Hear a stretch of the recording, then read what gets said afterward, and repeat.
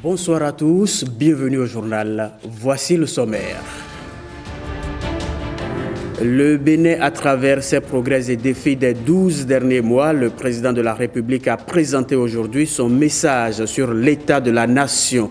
Patrice Talon se félicite d'un parcours jalonné de succès. Des maires et préfets au contact des réformes de la grande chancellerie du Bénin et ils se sont réunis à Boycon pour une séance d'échange et d'harmonisation sur les nouveaux ordres en vigueur. Hors du Bénin, l'Égypte accueille un sommet des pays musulmans tandis que le Mozambique est ravagé par un nouveau cyclone.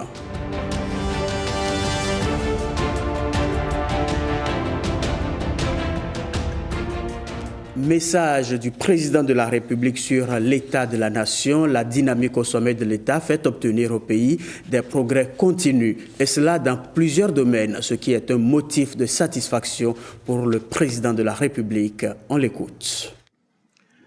Alors que le monde s'enfonce globalement dans un cycle d'incertitude et d'instabilité, que les foyers de tension se multiplient ici et là, déstabilisant l'économie mondiale, que la démocratie, l'ordre mondial, la coopération internationale et le climat paraissent plus que jamais mal en point. Le Bénin continue, sans tapage, d'avancer sur le chemin de son développement et de la consolidation de son unité.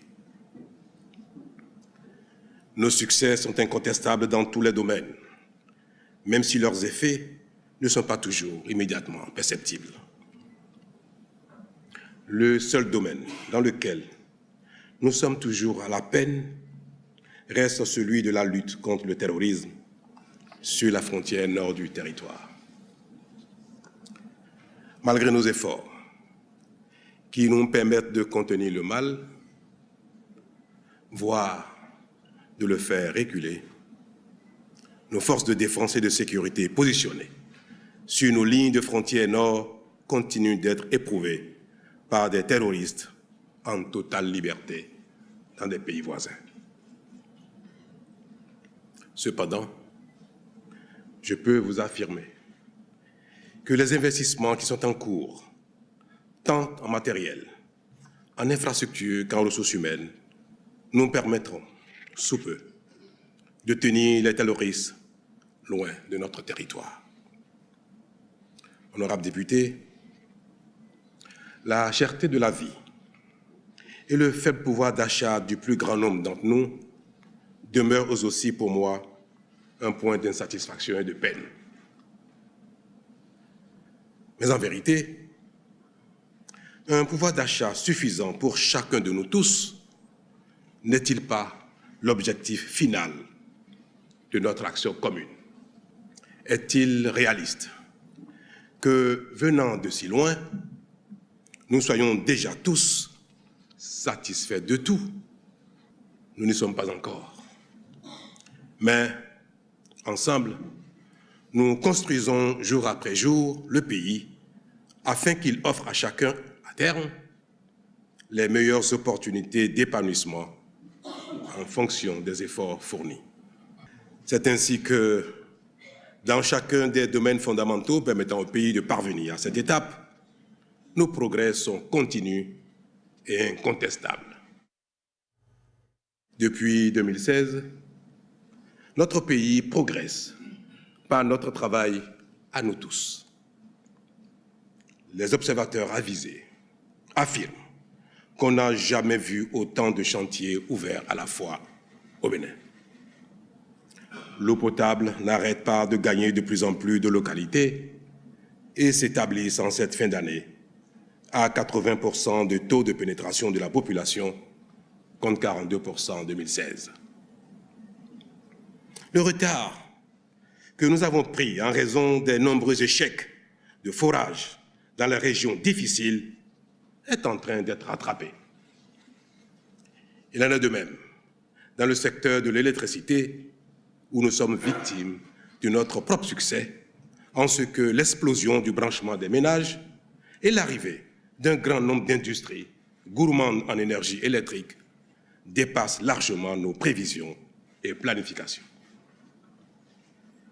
Mais nous serons au bout de nos peines dans les 24 mois à venir. Dans le secteur des infrastructures, la cité ministérielle, la cité administrative d'Abomey-Calavi, les cités départementales, les multiples édifices administratifs et d'institutions, les innombrables marchés modernes, ruraux et urbains, qui font de plus en plus notre fierté comme jamais, et j'en passe, témoignent de nos prouesses sans pareil. Le secteur de la santé n'est pas en reste, et le meilleur s'annonce déjà. Le centre hospitalier universitaire international d'Abomey-Calavi, l'hôpital de zone de Savé ou celui de Tchaourou sont autant d'exemples qui nous donnent l'avant-goût de ce qui est en cours. Dans le secteur productif, notre dynamisme reste soutenu et enviable. L'industrie, l'agriculture, le commerce, les services et l'artisanat progressent de manière remarquable. La mécanisation agricole est en train de connaître un succès et une pénétration dépassant toutes les prévisions.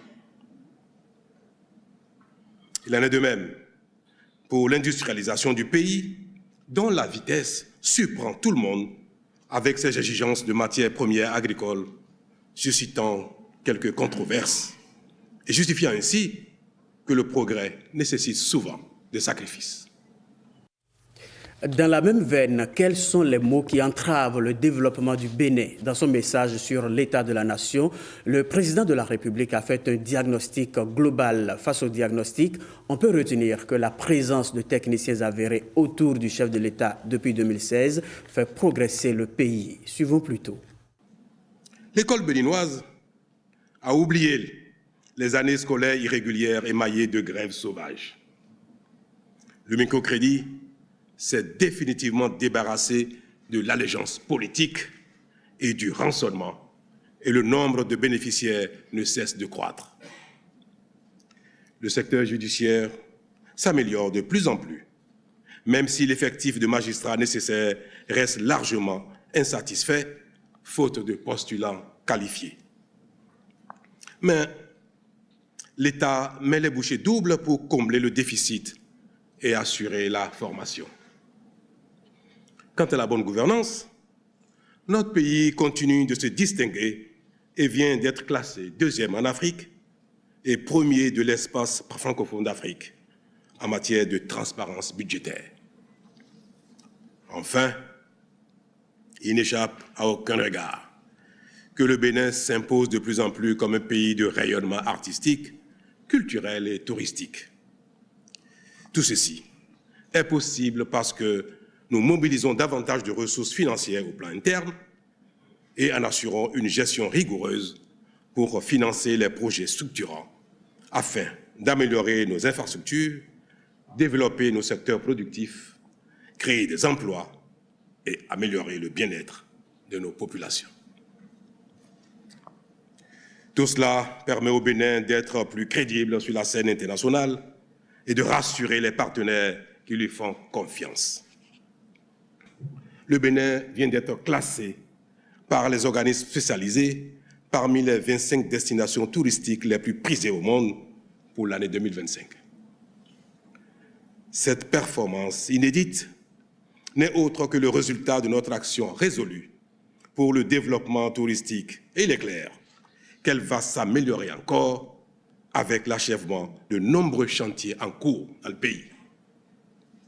C'est le signe que nous avons eu raison de commencer à révéler notre riche patrimoine touristique, créateur d'emplois et de richesses. Dans la même veine, suivant le classement du Forum économique mondial, le Bénin est aujourd'hui 5e en Afrique pour la qualité de son réseau routier. S'il est vrai qu'on ne mange pas la route, il est pourtant vrai que la route fait manger. Plus que jamais.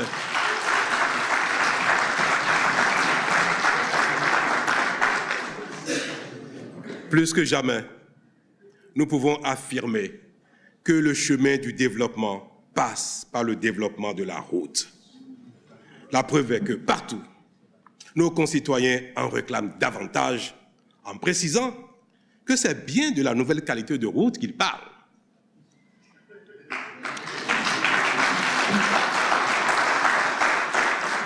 Honorables députés, cette qualité qui caractérise désormais notre action, comme l'illustre notre réseau routier, est devenue la marque de la gouvernance publique du Bénin et celle de sa signature.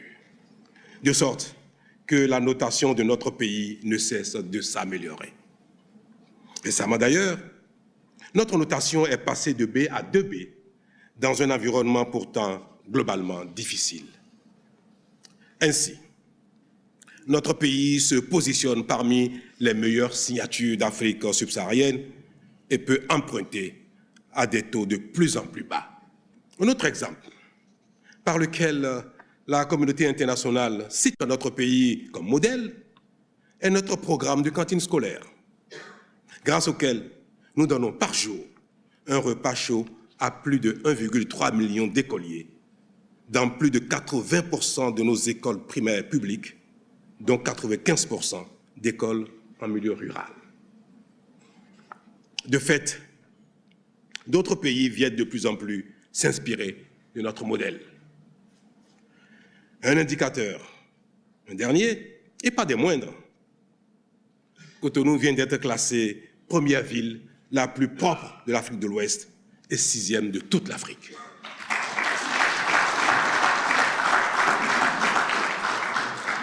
Cela est certes flatteur, mais notre volonté est de faire toujours mieux, car nous avons vocation à être les meilleurs partout.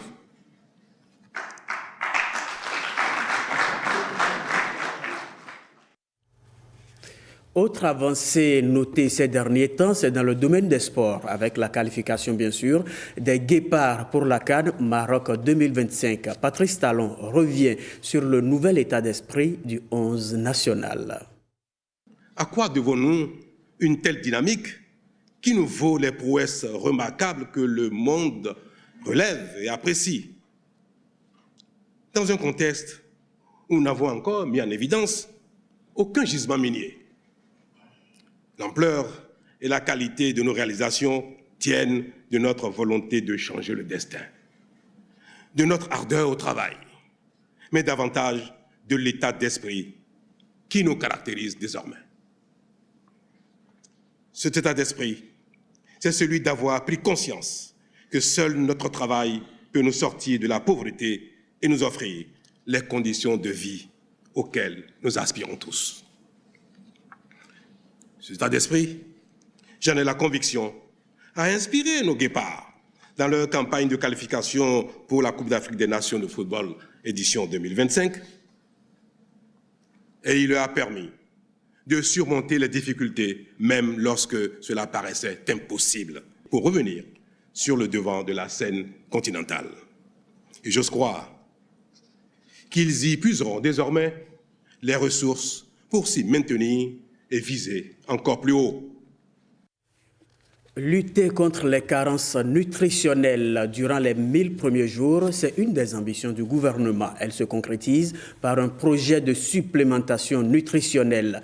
Voici les tenants et aboutissants du projet avec le président de la République.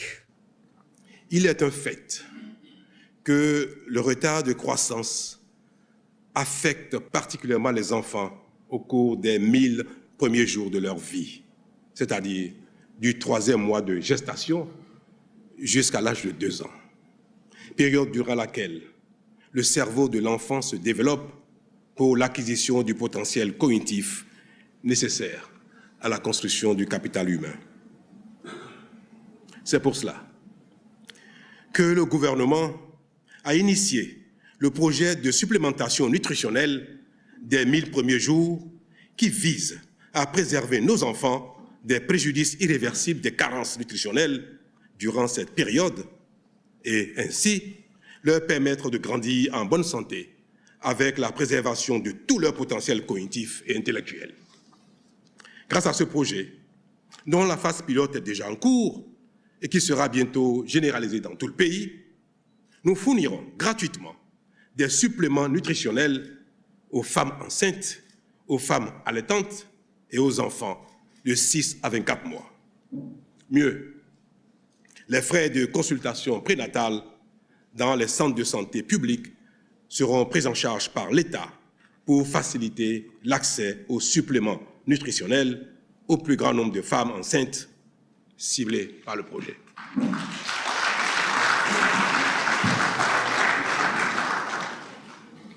C'est la raison principale ou l'une des raisons d'être de l'Agence nationale de l'alimentation et de la nutrition que vous connaissez. Autre sujet important du message du président Patrice Talon aujourd'hui, c'est la construction des lycées techniques. Ce n'est pas un leurre, les travaux vont bel et bien démarrer. Tout le financement est d'ailleurs bouclé, précise le chef de l'État.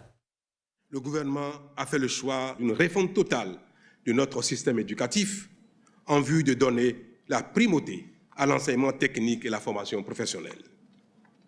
Là-dessus, parce que les travaux de construction, proprement dit, n'ont pas commencé, je sais que certains doutent encore de la réalité du programme de mise en œuvre de 30 lycées techniques agricoles, de 8 écoles de métiers dans le secteur de l'énergie, du numérique, des bâtiments et travaux publics, de la menuiserie, du bois et de l'aluminium, de l'eau, de l'assainissement, de la maintenance des véhicules et des équipements industriels, du tourisme, de l'hôtellerie, de la restauration, de la mode et du textile.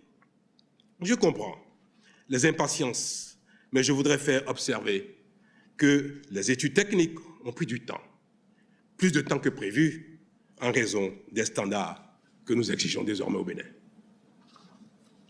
Elles sont maintenant achevées et les travaux de construction et d'équipement de ces écoles de métiers, de ces lycées agricoles, démarreront dans les tout prochains mois, avant la fin du premier trimestre 2025, sachant que les ressources financières nécessaires sont déjà disponibles à plus de 440 milliards de francs CFA.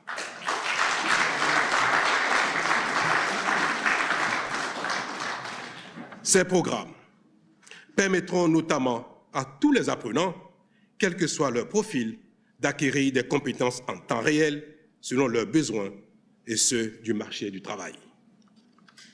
Il est à rappeler, dans la perspective de cette révolution qui s'annonce pour notre secteur éducatif, le gouvernement finance depuis quelques années déjà la formation sur place et à l'étranger de plus de 700 nouveaux enseignants devant servir dans le sous-secteur.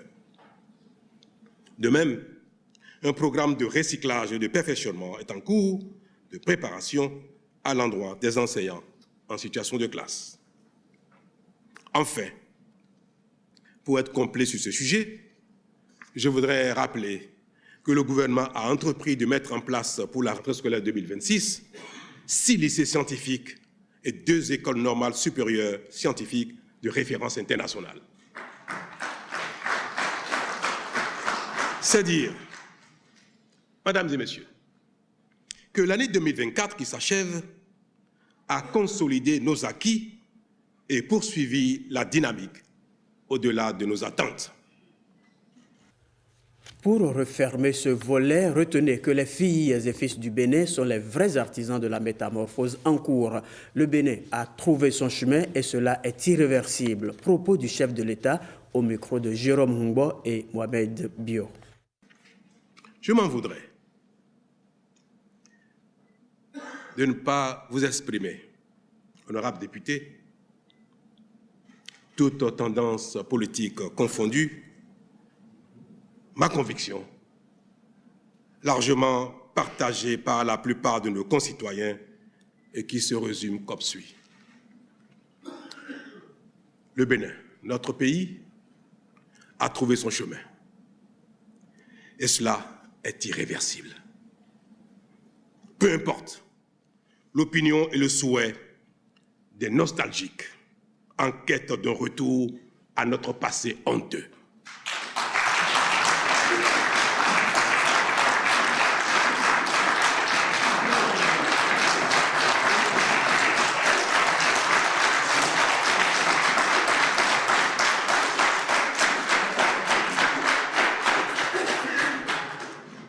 Fini l'usurpation du pouvoir politique par des vendeurs d'illusions incompétents et mal intentionnés.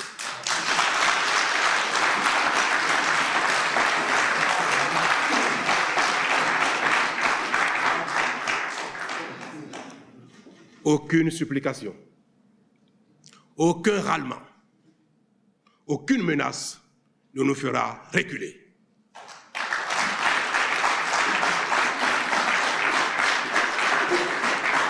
Honorables députés, aucun compromis politique préjudiciable à notre développement ne sera concédé pour faire plaisir à qui que ce soit ou satisfaire un quelconque consensus politique.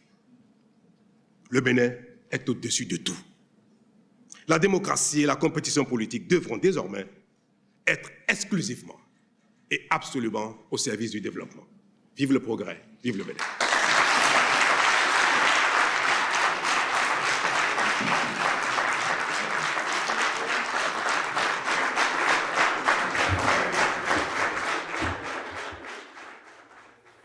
Parlons tourisme à présent. De nouveaux tests réglementent désormais le secteur. Ils contiennent des innovations visant à dynamiser ce secteur. Une tournée nationale de vulgarisation a été initiée pour sensibiliser et informer les opérateurs économiques sur les nouvelles dispositions. Abdoulaye Idrissou et Dorcas Tito Tchaledji nous font le point de l'étape du Borgou. Sont réunis à cette séance d'information les promoteurs d'hôtels, de restaurants et les acteurs du guidage touristique. Ils s'approprient les nouveaux textes réglementaires des établissements d'hébergement touristique, de restauration et assimilés, des agences de voyage et des guides de tourisme. Désormais, nous avons des classements des hôtels qui sont contenus dans ces tests, les conditions d'exercice, la classification et la catégorisation, de même que les sanctions et le contrôle. Les sanctions en cas de non-respect de ces différents tests. Ces nouvelles réglementations visent entre autres à favoriser le tourisme durable et inclusif et à protéger surtout les droits des acteurs et des consommateurs. Le ministère de l'Intérieur était la porte d'entrée des établissements de restauration. Désormais, c'est le ministère du Tourisme, c'est une innovation majeure parce que nous nous soucions de la qualité de service dans la restauration. Les agents de voyage sont aussi réglementés, les guides de tourisme n'était pas du tout réglementé. Désormais, cette profession-là dispose de tests et nous avons 3 catégories de guides et 2 types, des guides des milieux naturels, des guides culturels. Et nous avons les guides locaux qui ne peuvent opérer que sur une station touristique. Nous avons les guides nationaux qui peuvent opérer sur toutes les stations touristiques du pays. Et nous avons les guides régionaux qui peuvent opérer dans n'importe quel pays de l'UEMOA. Ce nouveau cadre juridique pour la réglementation des activités de tourisme permettra d'assurer la qualité des services pour une modernisation réussie. Le médiateur de la République a reçu en audience le nouvel ambassadeur de la Chine près le Bénin. Les 2 personnalités ont échangé sur la coopération entre le Bénin et la Chine. Pour l'ambassadeur, cette visite est importante au regard du rôle social de l'institution. Voici un extrait de sa déclaration. Depuis mon arrivée, j'ai rendu des visites aux différentes institutions. Et puis, c'est une volonté de continuer les échanges et la coopération dans l'ambassade et le bureau du médiateur de la République. Pour moi, le mécanisme de médiation joue un rôle très important dans la vie sociale. Parce que la stabilité sociale, c'est la base du développement du pays. Le médiateur de la République joue un rôle très important pour réconcilier les différends, pour protéger les intérêts des citoyens. Aussi, c'est pour créer un environnement favorable. Donc c'est pour ça que je viens ici, pour bien connaître, aussi pour continuer la coopération. On a des coopérations, par exemple, en matière de matériel avec le bureau du médiateur de la République, Mais tout à l'heure, on a parlé aussi, parce que pour la médiation, le plus important, il faut de l'intelligence. Retour sur l'actualité du jour, le message du président de la République sur l'état de la nation. Au terme de ce message, quelques personnalités se sont prononcées. Je vous invite à les suivre. Le chef de l'État a fait le point des activités dans tous les secteurs et nous avons constaté que les choses avancent dans la plupart des secteurs. Les faits sont patents, mais nous sommes bien heureux que sur certains de ces aspects, de ces faits que le président l'a reconnu, la cherté de la vie, les difficultés auxquelles les populations sont confrontées, je crois qu'il est suffisamment revenu sur ces questions.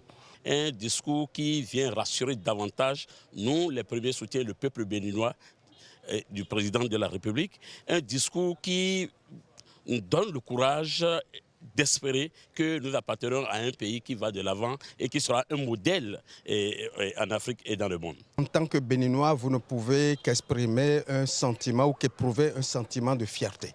Fierté d'appartenir à une nation résolument et de façon irréversible qui va de l'avant. Fierté d'avoir un chef qui dit comment les choses doivent être désormais. Fierté d'avoir un chef qui affirme la détermination d'aller de l'avant. Le point qui m'a le plus marqué et qui m'a aussi vraiment fait plaisir, c'est la cité ministérielle et les cités administratives qui sont construites au niveau des départements. Parce que là, le président nous a permis de résoudre un grand problème qui minait notre gouvernance. Il a dit une chose, on ne doit plus reculer. On ne peut que aller de l'avant. Et ça, tout le monde est d'accord là-dessus. Chacun de nous doit pouvoir travailler véritablement pour faire avancer le Bénin. Il n'y a plus de place pour les élucubrations, il n'y a plus de place pour le chantage, il n'y a plus de place pour la politique politicienne. Tout ça est déjà derrière nous, c'est fini. Et le chef de l'État est venu donner le mot d'ordre. Ce qui nous a impressionnés est que le chef de l'État n'a pas peur de dire la vérité. Ça, je vous le dis. Il y a un imam âgé, il a déjà 90 ans, il dit, mais je n'ai jamais vu un président comme ça. Parce que à la fin, il a dit, faire compromis pour faire plaisir à quelques-uns, que ce n'est pas possible. Ça, c'est une vérité. Je crois qu'il est en train de faire allusion à notre code électoral qui a été voté par les honorables députés. Qu'est-ce qu'il regarde le chef de l'État dedans?